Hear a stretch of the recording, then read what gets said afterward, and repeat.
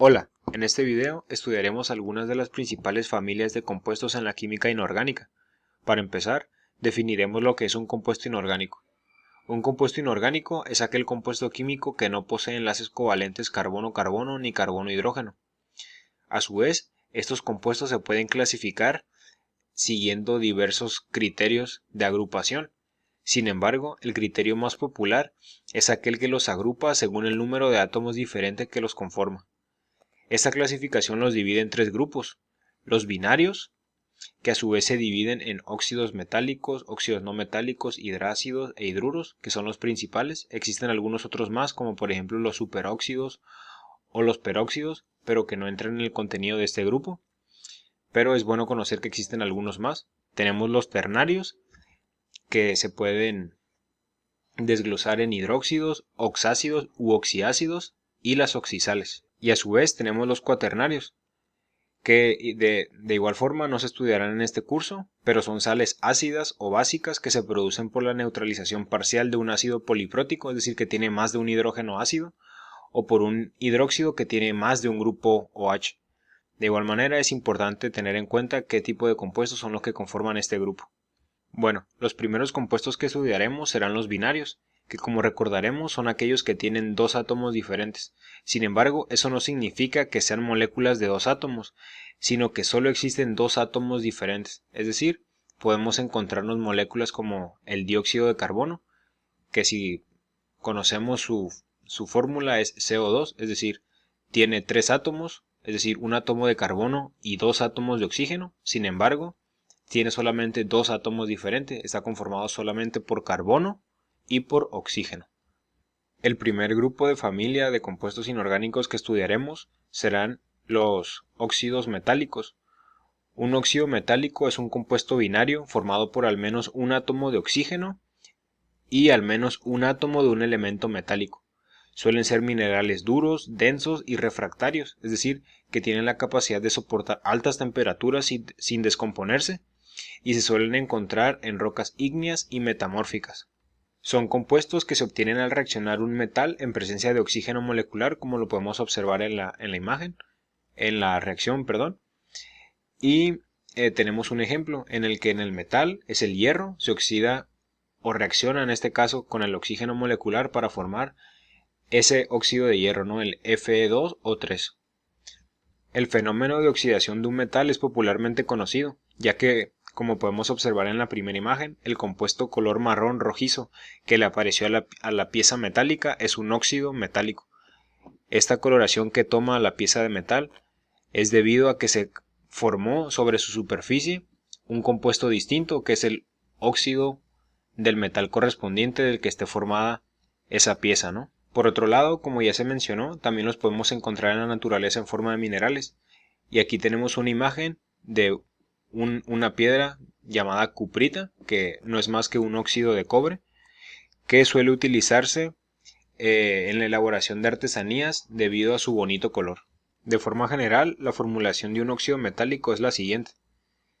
Tenemos un átomo metálico que se denomina con la letra M, que puede repetirse n cantidad de veces. Debido a eso tenemos un subíndice n que hace referencia a que ese átomo puede ser repetida 1, 2, 3, n cantidad de veces, ¿no? Y a su vez tenemos la O, que hace referencia al oxígeno, que de igual manera tiene un subíndice M, que hace referencia a que el oxígeno puede estar repetido más de una vez, ¿no? Como ya dijimos, la M significa que es un átomo metálico, y el oxígeno, la O es el oxígeno, y en este tipo de compuestos es importante conocer que el estado de oxidación de este átomo es de -2. Este dato va a ser importante cuando veamos el tema de balanceo de ecuaciones por el método redox, ¿no? A este tipo de óxidos también se les denominan óxidos básicos, debido a que en presencia de agua suelen reaccionar para formar hidróxidos, que son sustancias que en disolución acuosa tienden a aumentar el pH de la disolución, es decir, tienden a hacer o a convertir el pH a una disolución básica, por eso el nombre. Y en general, las propiedades más destacables de estos óxidos son que poseen una gran estabilidad química, tienen una alta temperatura de fusión, es decir, es muy difícil hacerlos pasar de su forma sólida a forma líquida y poseen una baja solubilidad en agua. Pasando al apartado de nomenclatura de este tipo de compuestos, tenemos que de forma general el nombre de un óxido metálico se puede elaborar de la siguiente manera. En primer lugar ponemos el prefijo del oxígeno. ¿Qué significa esto? Las veces que el oxígeno está repetido en la fórmula o en la molécula. Seguido de ello ponemos la palabra óxido de más las veces que está repetida el metal de la misma manera que con el oxígeno y seguido del nombre del metal. El prefijo es di para cuando se repite 2 veces, tri cuando se repite 3, tetra para 4, penta para 5, hexa para 6, etc., ¿no? Y aquí tenemos un pequeño ejercicio resuelto, donde tenemos este óxido, el Fe2O3. Siguiendo la formulación que les presenté anteriormente, tenemos que el oxígeno se repite 3 veces, lo podemos ver en la fórmula. Por lo tanto, el prefijo debe ser tri. Tri seguido de óxido, trióxido de, más las veces que se repite el hierro con un prefijo. Se repite 2 veces, por lo tanto es di. Y el átomo metálico es hierro, entonces el nombre completo nos quedaría como trióxido de hierro, de dihierro, perdón. Y ese sería el nombre. Este tipo de nomenclatura que estamos utilizando es la nomenclatura IUPAC, o también denominada nomenclatura sistemática, y es la utilizada o la aceptada más bien por los químicos para este tipo de compuestos. A su vez existen otros tipos de nomenclaturas como la nomenclatura Stock o la tradicional, pero ya no son muy bien aceptadas. Por otra parte tenemos a este compuesto que es un óxido de cobre. Igual, el oxígeno solo está repetido una vez, no se pone ningún prefijo, entonces solo ponemos la palabra óxido seguido de la palabra de, y las veces que está repetido el cobre, está repetido 2 veces, por lo tanto es de dicobre, y el nombre completo pues quedaría como óxido de dicobre. Y por último tenemos un óxido de estaño. SN es un elemento metálico llamado estaño, y su nomenclatura quedaría, se repite 2 veces el oxígeno, por lo tanto dióxido de estaño. Y como podemos observar, a pesar de que los nombres se vean un poco enredosos, es bastante fácil dar este tipo de nomenclatura. Debido a esto, la IUPAC pide que se nombren los compuestos inorgánicos de esta manera. La siguiente familia de compuestos son los óxidos no metálicos. Son muy similares a los óxidos metálicos. La única diferencia es que es la unión de un átomo de oxígeno con, uno o más átomos de oxígeno con un elemento no metálico. Estos suelen ser más variados en sus formas naturales, ya que se pueden encontrar en fase líquida, sólida o en fase gaseosa. Aquí tenemos un ejemplo: el carbono, en presencia de oxígeno, puede formarnos dióxido de carbono, que es un compuesto que a temperatura ambiente es un gas. También se le conocen como anhídridos. Es una palabra que significa sin agua, debido a que se suelen obtener mediante la deshidratación de un oxiácido, que son un tipo de compuestos que estudiaremos más adelante. Y esta deshidratación se hace sometiendo estos compuestos a altas temperaturas.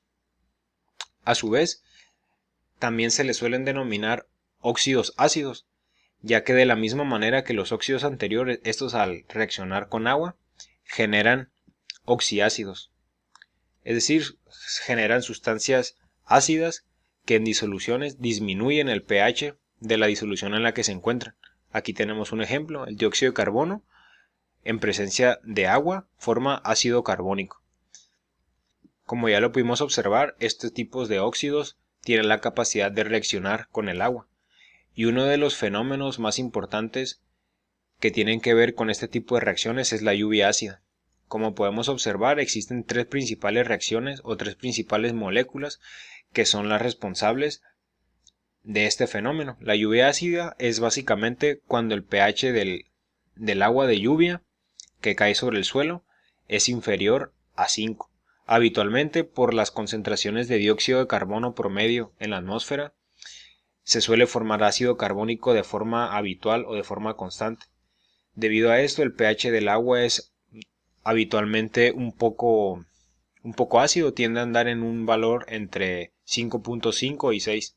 Sin embargo, cuando se encuentra en presencia de otro tipo de óxidos ácidos como el trióxido de azufre o el dióxido de nitrógeno, se suelen generar ácidos que son más fuertes que el ácido carbónico, como puede ser el ácido sulfúrico y el ácido nítrico, que como podemos observar en el diagrama se producen por la combustión de combustibles orgánicos o como el petróleo, por ejemplo, y al ser gases suelen subir hacia la atmósfera, y con el agua atmosférica que se encuentra en las nubes se llevan a cabo estas reacciones que tenemos aquí y posteriormente precipitan en forma líquida o en disolución acuosa junto con el agua de lluvia, ¿no?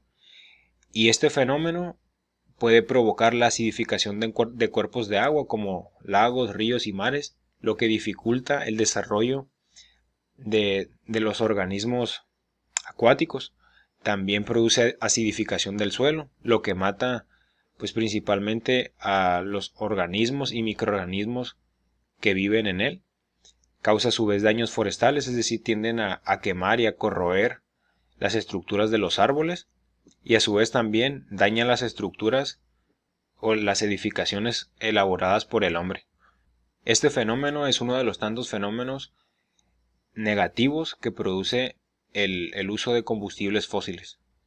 Bueno, y regresando al tema, tenemos ahora la formulación de los óxidos no metálicos. Como podemos observar, es muy similar a la de los óxidos metálicos. La única diferencia es que en vez de tener un metal, tenemos un átomo no metálico, y esta es su fórmula. X es un no metal que se puede repetir n cantidad de veces, y el oxígeno que se puede repetir m cantidad de veces y que sigue trabajando con un estado de oxidación de -2.